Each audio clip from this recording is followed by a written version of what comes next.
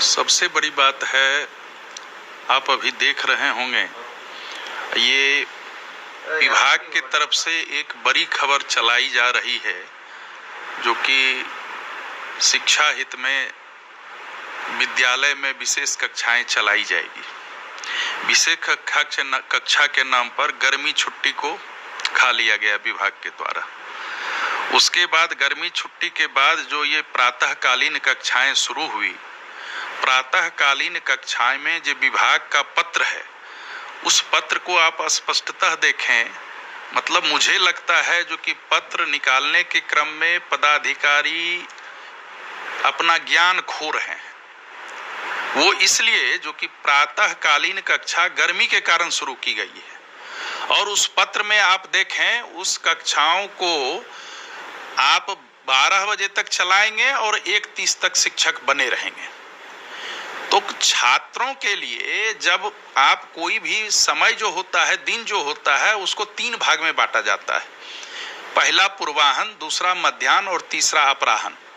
तो आप कक्षा को या शिक्षक को बैठा करके स्कूल में अपराहन तक ले जा रहे हैं। इधर लिख रहे हैं जो कि गर्मी के चलते, और छात्रों को भी आप 12 बजे मध्याह्न तक बैठा रहे हैं, और उस समय क्या गर्मी रहेगी, क्या ये रहेगा, और सब जगह आप विशेष कक्षा को आधार बना रहे हैं। ऐसी स्थिति में पहले भी विद्यालय चलता था, वो 6:30 बजे से 11:30 बजे तक चलता था। तीसरी बात आप देखें, अगर 6 बजे से कक्षाएं होंगी तो जो सुदूर से आते हैं उस समय आवागमन की क्या सुविधा होगी, कैसे जाएंगे, कहाँ खाएंगे, और विद्यालय में 6 बजे पहुंचना है।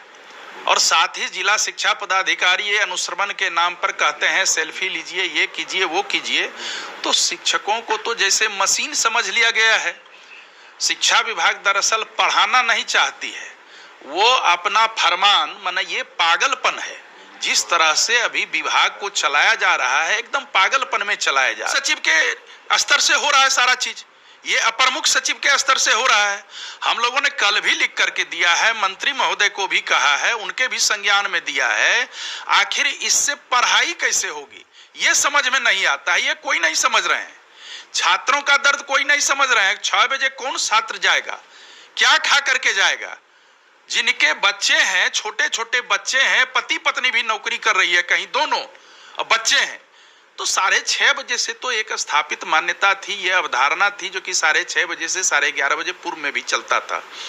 तो आप गर्मी के मौसम को देखते हुए करते हैं और उसको 1:30 बजे खींच करके ले जा रहे हैं। पदाधिकारी हैं वो भी इस तरह की बात कर रहे हैं, और ऐसा नहीं चलता है।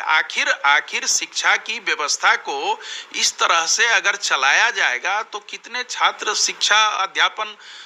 कितने शिक्षक अध्यापन कार्य मनोयोग से करेंगे?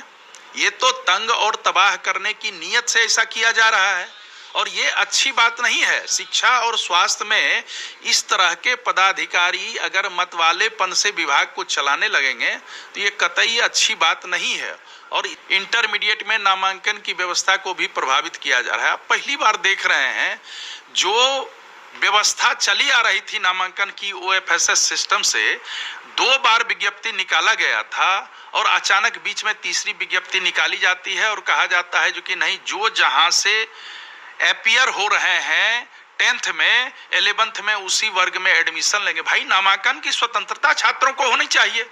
मेरी तो मांग यह है, OFSS सिस्टम को हटा देना चाहिए। इसलिए जो कि अब तो सभी पोषक क्षेत्र में +2 स्कूल हो ही गए हैं, लेकिन ये बाध्यता जो कि सिर्फ इसी विद्यालय में एडमिशन लेंगे, इसका मतलब उनके मौलिक अधिकार को छीना जा रहा है, छात्र छात्राओं के मौलिक अधिकार को।